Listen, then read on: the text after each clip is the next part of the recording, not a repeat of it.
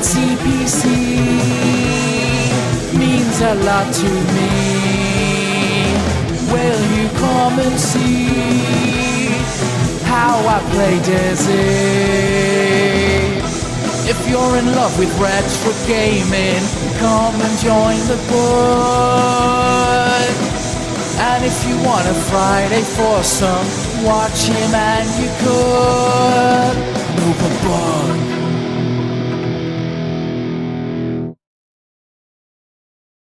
Well, hello everyone, Nova Bug here, and here we are for another video response, and this is to a couple of guys I haven't done a video response to as of yet, and it's a bit of an old question, but a question I've never actually, I think, answered on camera or addressed, talked about, discussed, any of the above on camera. This is to a question posed by Retroheads, formerly known as Team Chav, Chris and Gav. Good choice of name there, Chris. Well done. Congratulations on your parents for naming you thusly. And sorry about that cough. And they asked, are you a gamer or are you a collector? Now, when you chuck that question out, it's you could quite easily say, well, I'm both, and just leave it at that. You know, I game and I collect. But I think what they're trying to say, if you watch their video about it, I'll leave a link in the description box, of course. Are you primarily a gamer or are you primarily a collector? In other words, you know, gamers generally will get a game, might sell it on, pass it, not keep it around, hire games out, complete them, that kind of stuff, and rent games and borrow games and all that kind of stuff. Not actually collect anything, not actually sit anything on the shelves, you know, not have, you know, have a load just sitting around. So and then you've got the collecting side of it, which is exactly that. It's multiple systems and add-ons and whatever, memorabilia, like all this bollocks.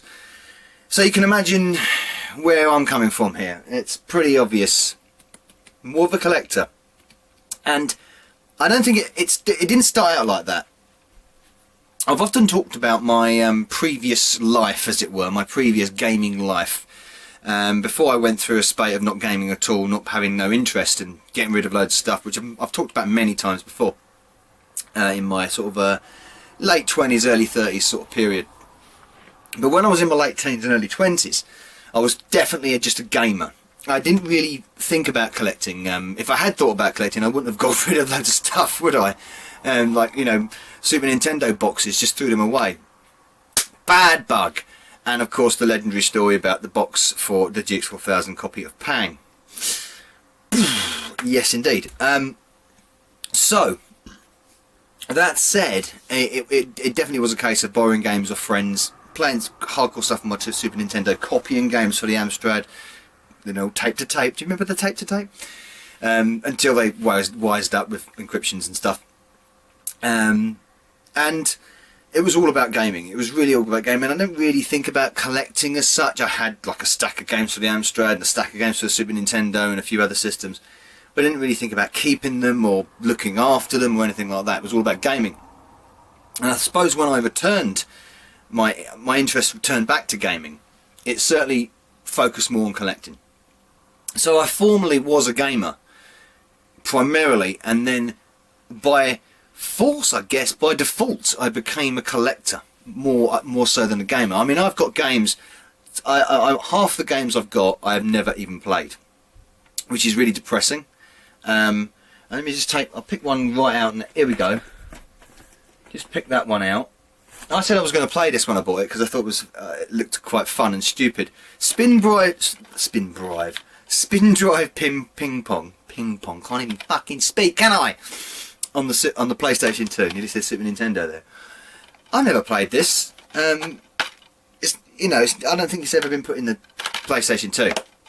I never played it, but I've collected it and I've kept it, and I will keep it because it's just interesting to have. And I will play it at one point. I'm sure I will. Probably, you know, when I'm about 60.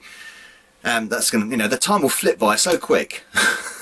And I'll be too concerned with making sure this thing's kept alive and that thing's kept alive and all that kind of stuff. So definitely more focused on gaming, and I think a lot of people might, when they get older, transition from gamer to collector more so, because it's more like retro buzz. of ownership, and I think, like Gav says, hoarding. Yeah, I suppose I am guilty of that to an extent, of hoarding, and it's also trying to make up for what I did before. You know, why did I get rid of so many PS1 games, PS2 games, Amstrad games, SNES games, and before, you know, and it's making up for that. It's really making up for that.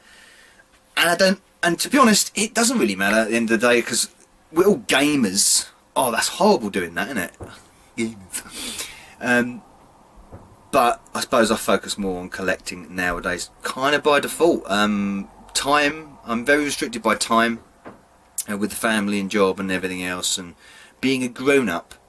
And I think many people of my age and generation, in the same situation with kids and stuff, and families, can appreciate that. And finding time for gaming is tricky, without pissing off the woman upstairs, as it were, or the woman downstairs in this case.